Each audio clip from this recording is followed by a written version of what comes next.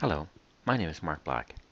In this video, we're going to look at the patching process for IBM Spectrum LSF Suite 10.2.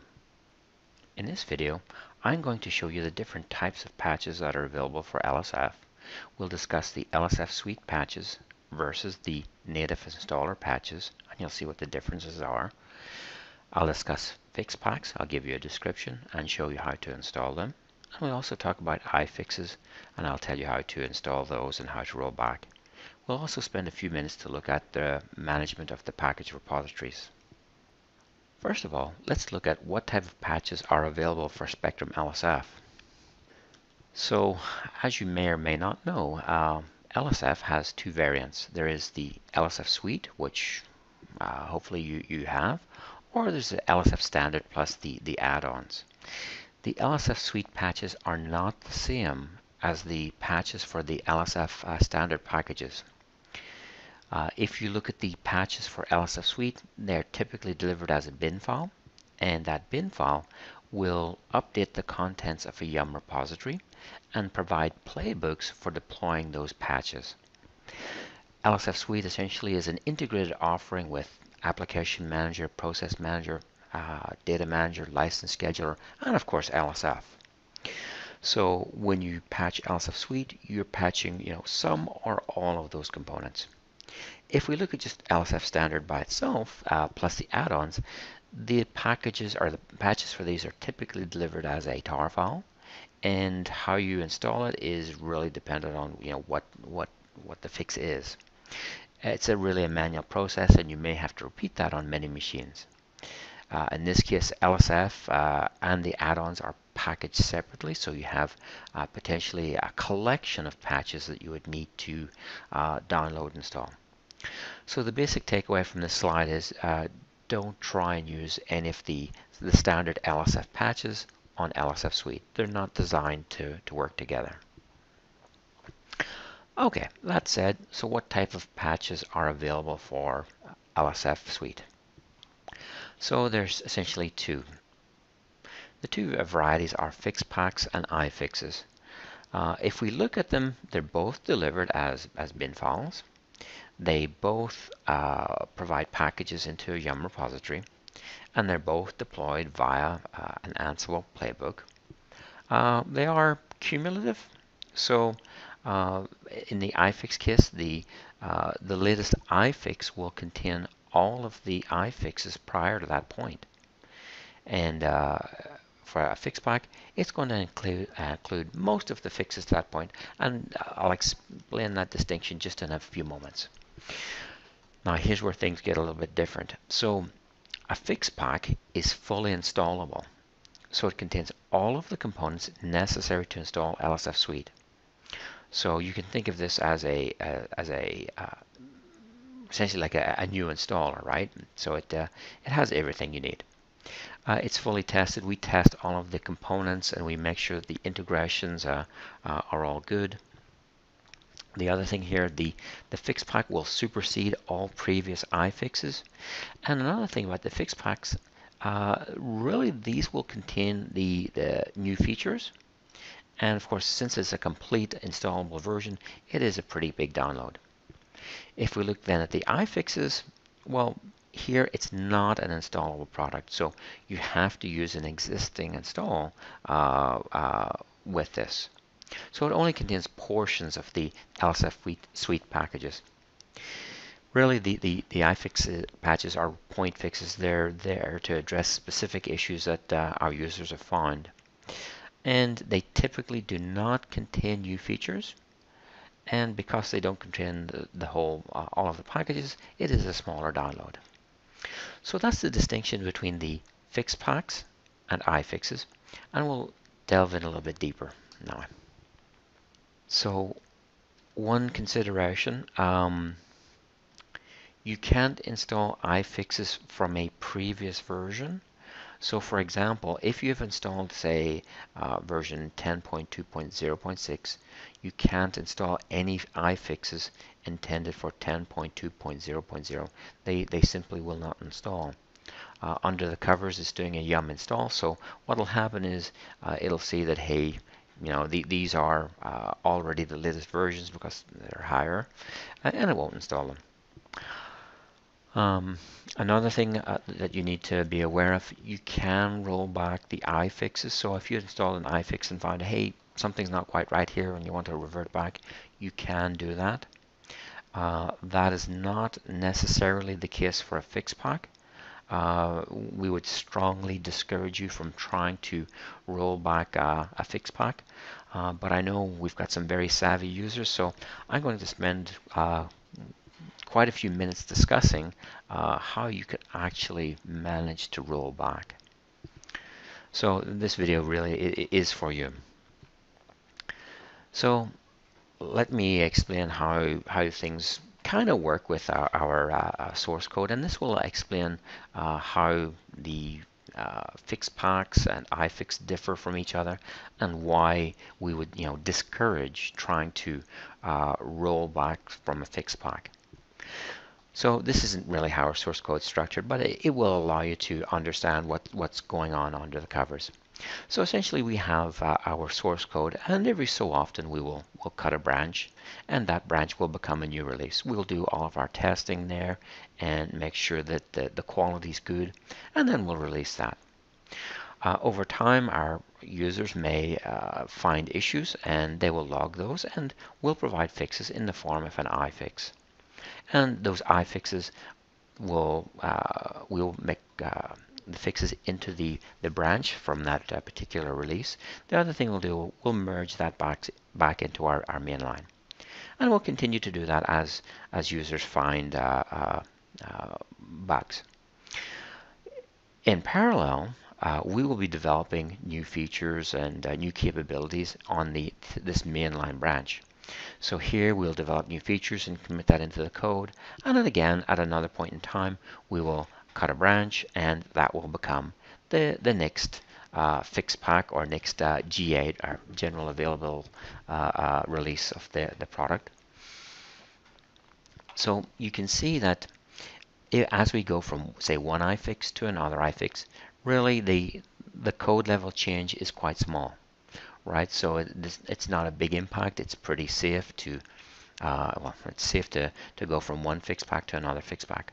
But if we have, say, a release, trying to roll back to a particular fix pack level is more problematic, because we have introduced new features, and those new features may have changed the database schema, for example, or introduced additional configuration. So those ones become more problematic, and we would kind of want to discourage you from rolling back from a particular release or particular fix pack. Let's now look at the installation process for a fix pack. So you saw in the previous slide that that there are some limitations. So for fix packs, it's perfectly safe to move from one release level to another release level to a higher release level. That's perfectly fine as long as you're going up. And you could go from a particular bug fix to the next higher release level. That's perfectly acceptable, and that's fully tested. What we can't allow is downgrading, say, from a newer release to some prior iFix, right? And again, the reason for that was, well, if there were, it becomes very difficult to guarantee that some changes to configuration files, database tables, for example, aren't backwards compatible. So that's why we would kind of want to discourage that. All right, that aside, let's now look at the actual process. So I think before you install any particular fix pack, you want to maybe make some backups, right? At a minimum, you maybe want to back up the deployer node. So this is the machine which you use to install the rest of the cluster, and this machine has the RPMs sitting in this directory here from which the cluster is installed from. So you want to back up the contents of that directory. And if you have like any iFixes or fix packs, maybe those are packaged as bin files, you might want to back those up as well. Then what you'll do is you'll download your fix pack, or even iFix, the same. The instructions are actually the same. You download that to your deployer node and then run it on the deployer. What this is going to do is it's going to update the packages within the Yum repository. And you'll recall that was here var www html LSF suite packages. And there'll be an x86-64 or PPC-64 LE directory under that. In there, you're going to find the RPMs. So you may see like an LSF server package. Right, in this case, it was like 10.1.0.3. When you install a fix pack, it will actually delete the older versions of this package, or of those packages. And the reason we do that is to really to discourage trying to revert back to an older fix pack. That's why I say, back it up beforehand. Once it's copied the files over, it will then rebuild the RPM repository index, and then that's ready to install. So at this point in time, okay, you have prepared the deployer node to deploy the fix pack or iFix to the cluster, but you haven't done that yet. So it's ready to do it. You just have to take some additional steps now to actually apply it to the cluster. So as much as possible, I would say quiesce the cluster. So if you have some scheduled downtime, that would be an ideal time to do this. What you're going to do is on the GUI host, back up different directories. So the work and conf directory, so where LSF is storing its configuration and all of the job queues, as well as the add-on work and configuration directories. So that's the ext, conf, and work directories. You might also want to do a database dump, so back up your database. And you could also back up the Elasticsearch shards, and they're sitting in this directory here. If you have any other customizations that aren't covered by the above, I would suggest you also back those up as well.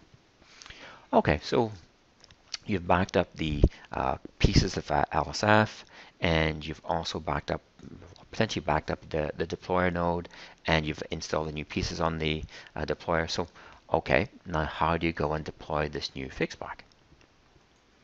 Well, you want to deploy it very carefully, right? We know some of our customers have some very, very large clusters, so you don't want to have any downtime, or at least any unplanned downtime. So again, back to how do you deploy it? Well, really that depends. It depends on a number of factors. One being whether or not the RPMs are installed locally on the LSF masters, whether it's like a shared directory for the configuration, and the number of LSF masters you've defined in the inventory file. These all will affect how you deploy the patch, and I'm going to talk about the different combinations in just a few moments. So if you are a large site, what I would suggest is really evaluate the fix pack before taking it into production. And that's pretty easy for you guys to do. What I'd suggest is create a small test cluster. So on your deployer node, what you can do is make a copy of your LSF config YAML file and your LSF inventory file, and switch it so switch the inventory to the inventory for your small test cluster, and switch your LSF config YAML file to for appropriate values for that small cluster, and install the fix pack in that test cluster. That way you have a safe environment where you can evaluate the patch and make sure that everything's good and that you don't have any unplanned downtime. But what if you don't have that luxury? Well, I've got some suggestions for you, and hopefully in the coming sections you'll be able to see what you can do to help mitigate any risks for upgrading. So at this point, we really want to see if we can evaluate a fix pack or iFix prior to deploying it into a production cluster. And this is to make sure that we don't lose any jobs, and we don't have any unplanned downtime. So how you actually proceed in this process is really a function of how you initially installed.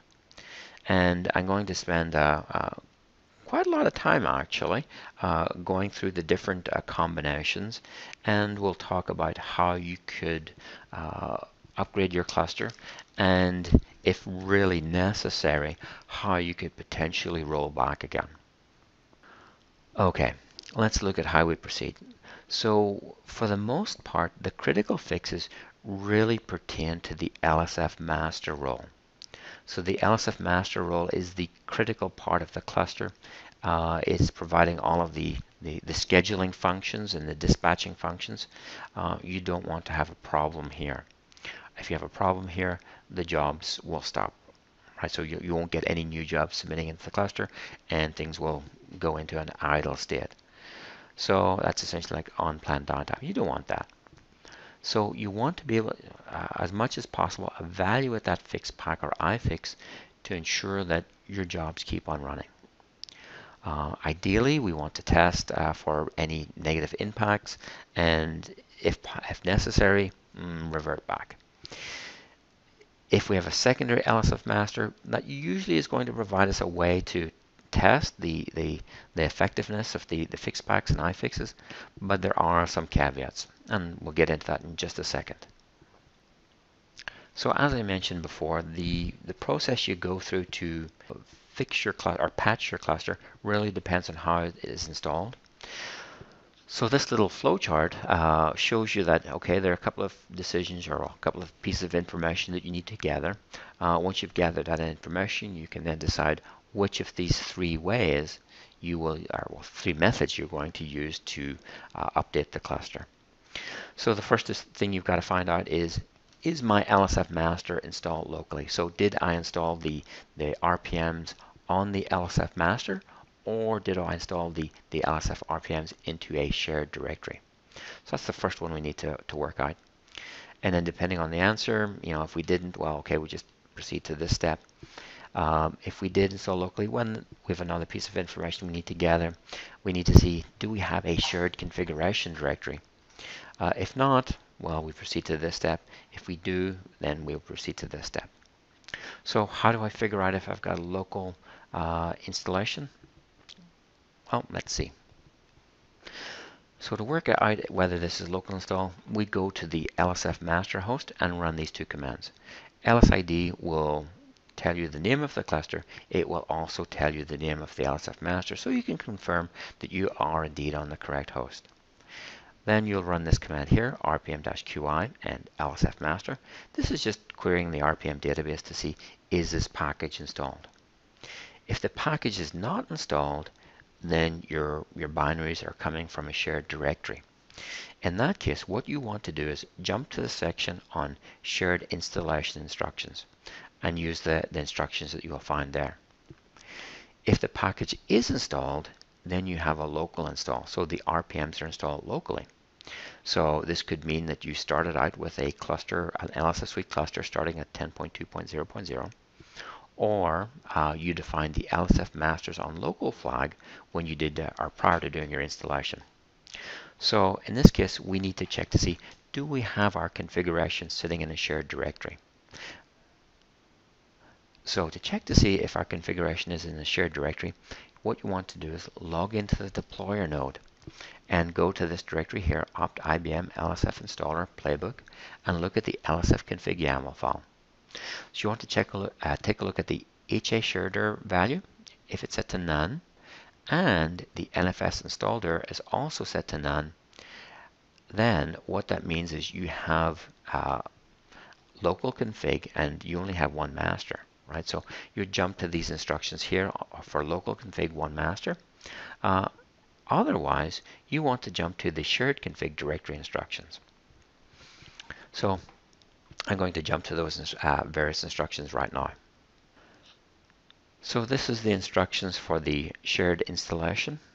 So the binaries and configuration are installed in a shared directory, right? So let me show you what that looks like. We had a deployer machine. It may actually be part of the cluster, and what it did, it wrote the contents into a shared directory, or copied the RPMs into a shared directory. So the LSF masters, servers, and clients, they're picking up the binaries from this shared directory, and they're also picking up the configuration from here. The GUI hosts are a little bit different. Okay, they're picking up the LSF core pieces from the shared directory, but they also will install GUI components locally. Right, so that's the shared directory installation. So the thing to note here, when we change the contents of this directory, well, it's going to affect all of the machines in the cluster. So that's something that we need to be aware of. How do we do this? Well, we don't really have a separate machine to test on in this type of configuration. So our best bet is to back up what we can, back up the binaries, back up the configuration, then install the patch and check it out. Hey, did it work? Great. If not, okay, then we gotta have to look at how do we potentially roll back. So as I said, we don't have a separate machine to test on, and when we overwrite the binaries in the shared directory, that's going to cause a bus error, right? So the daemons that we're running, when they get overwritten, will stop. So what we want to do first is, well, back up everything, right? So that's easy enough. You go to your LSF shared directory and then just tar it all up into a tar file. Then you can go to your deployer node and run this playbook. So you run Ansible playbook -i LSF inventory, and it's LSF apply fix. Right, so this is the playbook that you'll run. That will go and update the contents of that shared directory. It also takes care of shutting down the daemons, and so really process-wise, it shuts down the daemons. It then rebuilds the contents of that shared directory, so well, puts in the new RPMs in effect, and then starts up the daemons again. Once it's done that, your cluster should be up and running again, and you can test to make sure everything's fine. If on the rare chance that something didn't work, well, okay, we can look at rolling back. But ideally, I would suggest that you contact our support people and see if you can resolve the issue via them. If not, you can use these steps here as pointers to help you to revert back to your previous installation.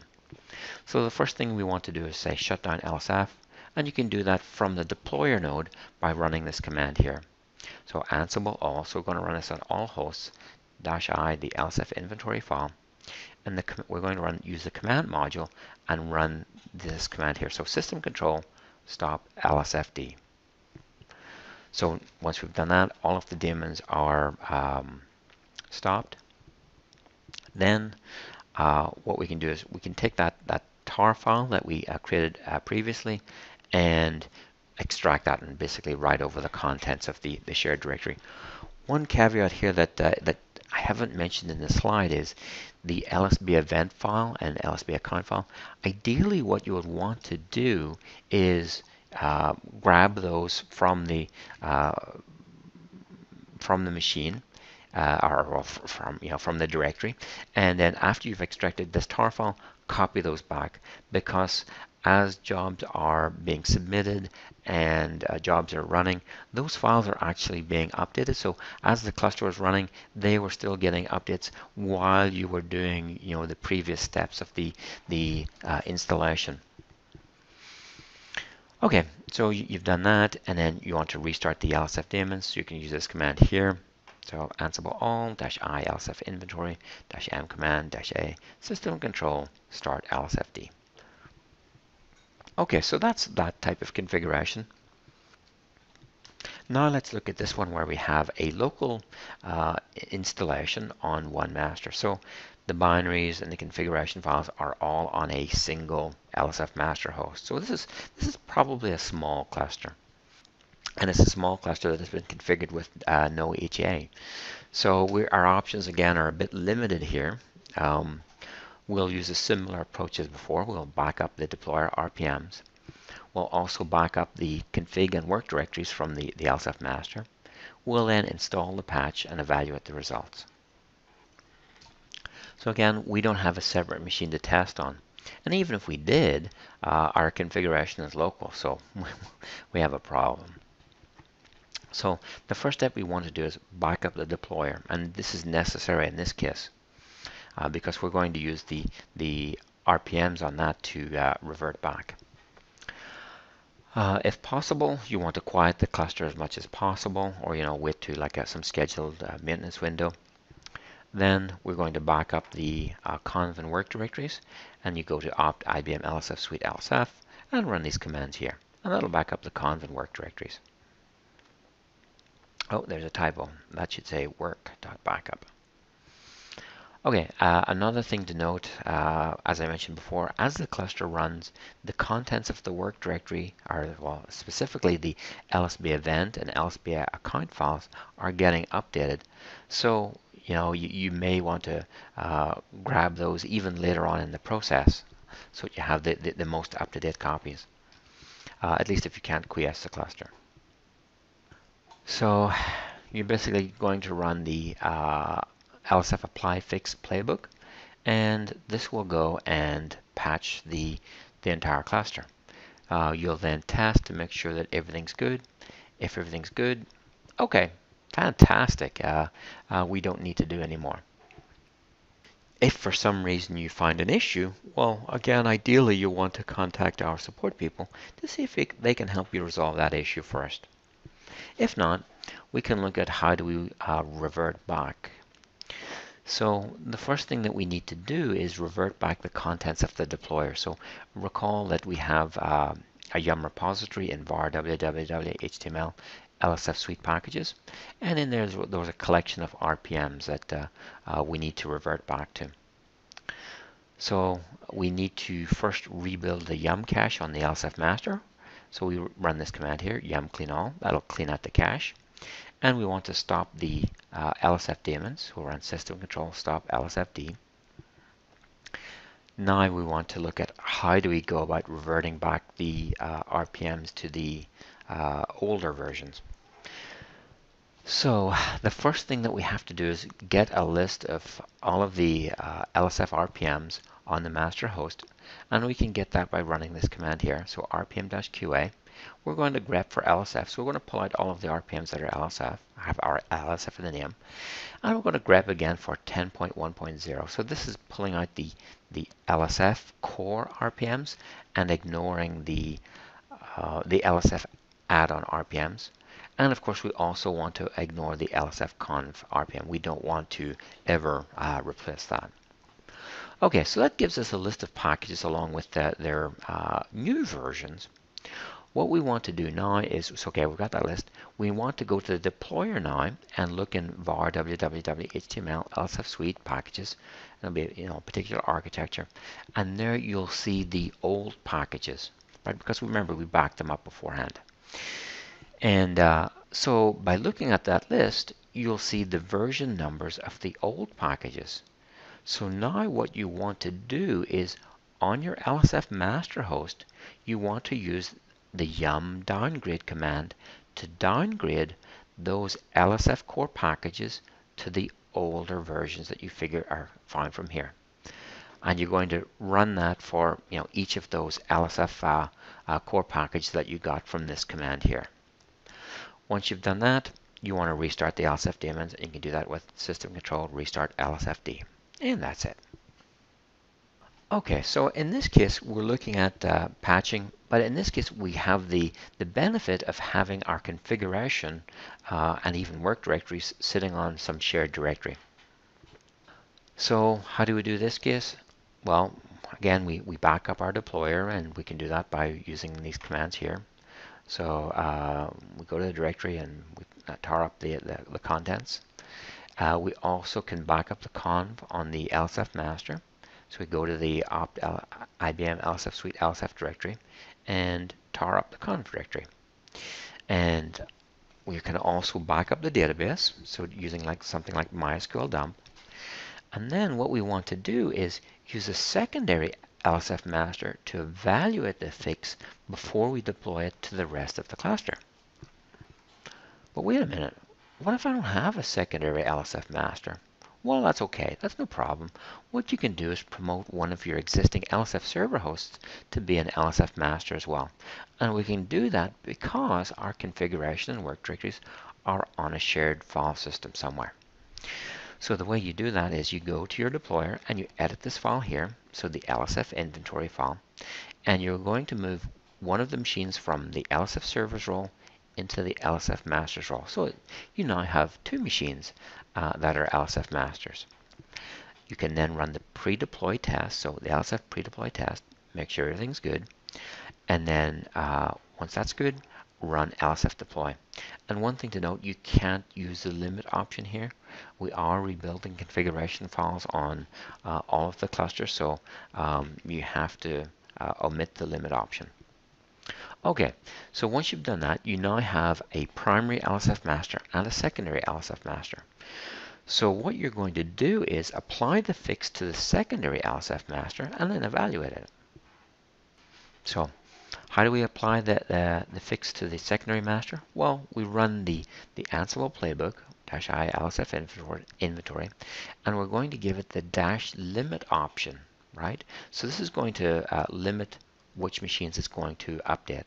And we'll list the secondary LSF master here, and we're going to run the LSF apply fix playbook. And yeah, you must use the limit option here. If you forget to do this, this will install the patch everywhere, and well, that's it.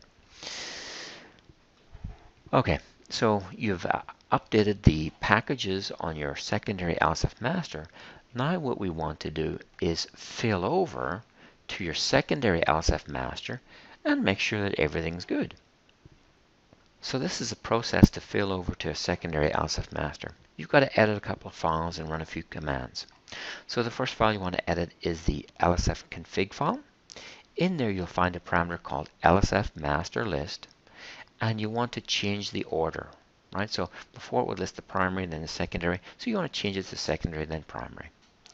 And also in the ego.conf file, you'll find a parameter called ego master list, and again you want to reverse the order.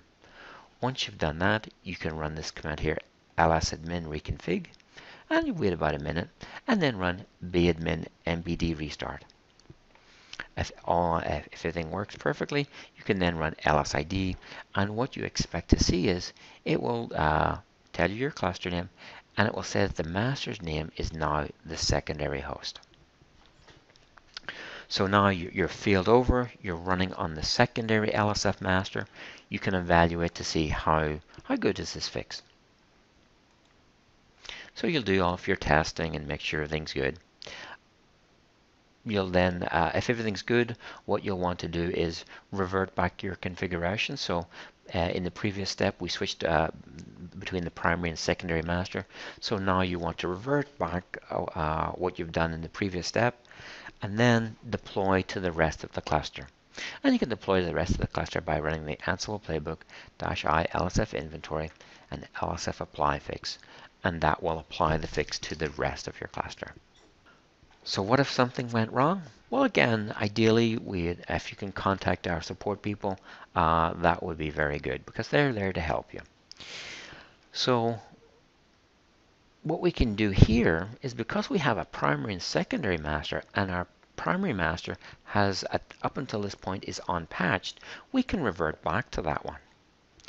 So what we want to do is use that steps before to revert back the configuration. So our in the lsf.conf and the ego.conf file, we want to switch the order for the primary and secondary masters and do that step.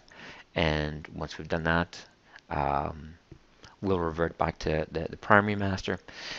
Once we've done that, we now need to look at how do we revert back the RPMs that are installed on our secondary master.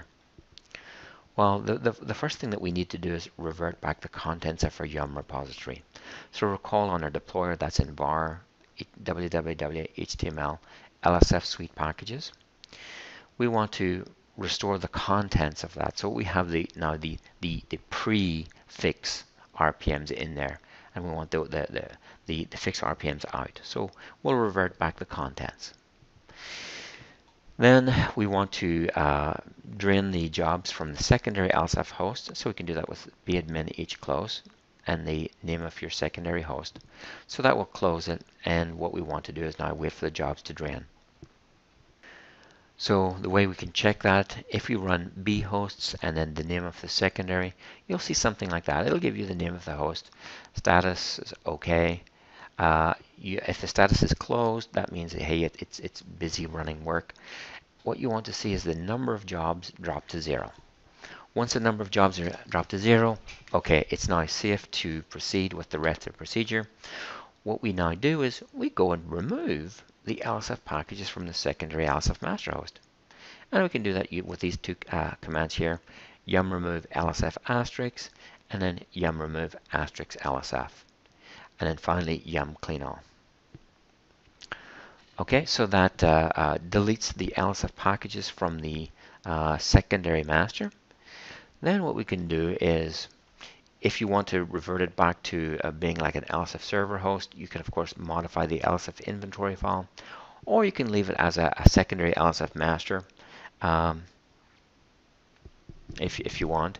And then you're going to run Ansible playbook-i LSF inventory, and we're using LSF deploy. So we are deploying the cluster. So one thing to watch is if you had if you're using if you're reverting it back to an LSF server, you can use the -- limit and give it the name of the host, and that will only change the LSF server.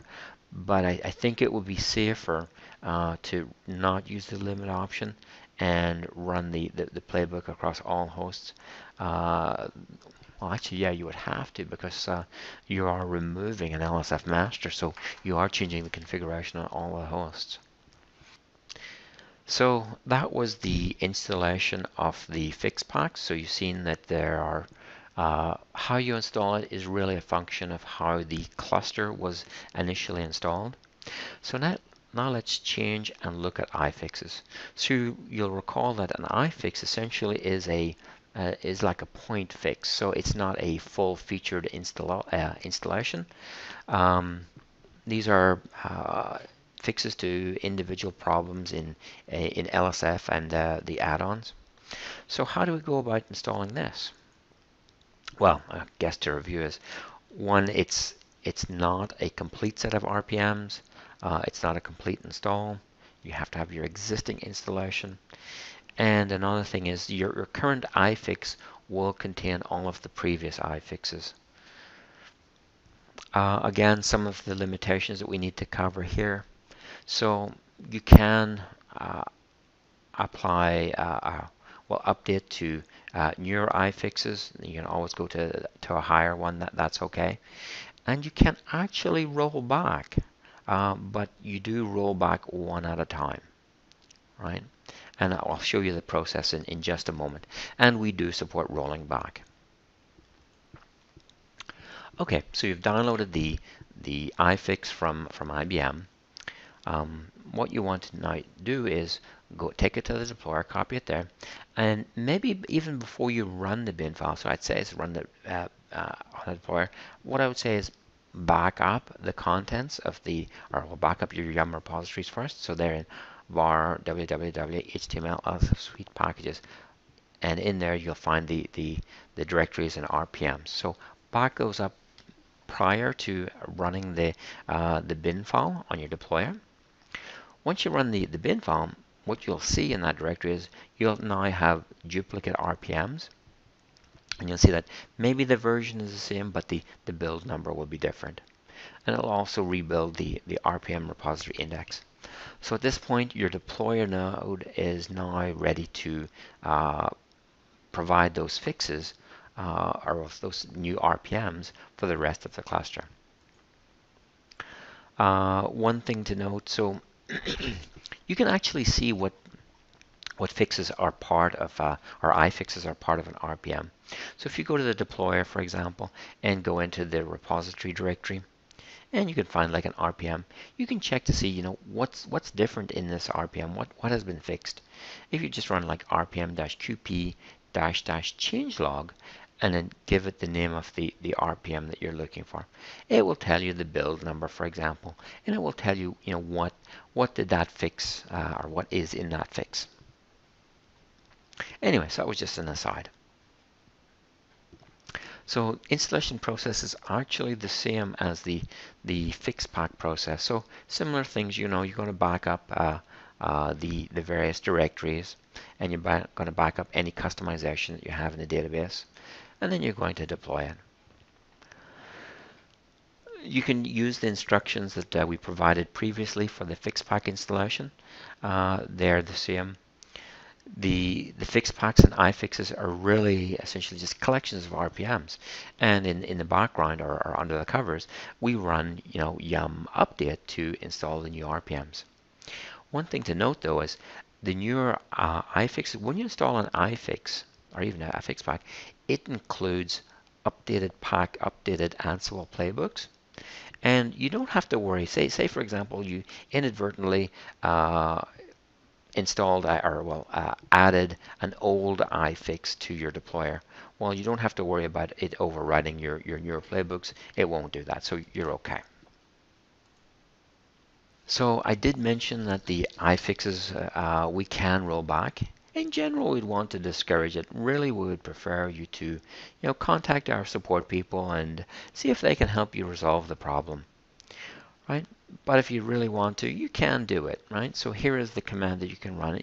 We've provided a playbook that will roll back the fixes, or the iFixes.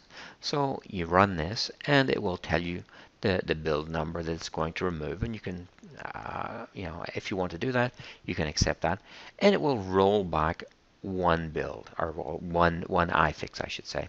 And if you want to roll back another, well, you run the command again. Okay, so that was the patching process for LSF Suite. So now I just want to take a few moments to talk about repository management for LSF Suite. We have a deployer node, and there are some important directories in it that we've actually talked about. The first one was the var www html LSF Suite packages, and there'll be an architecture directory.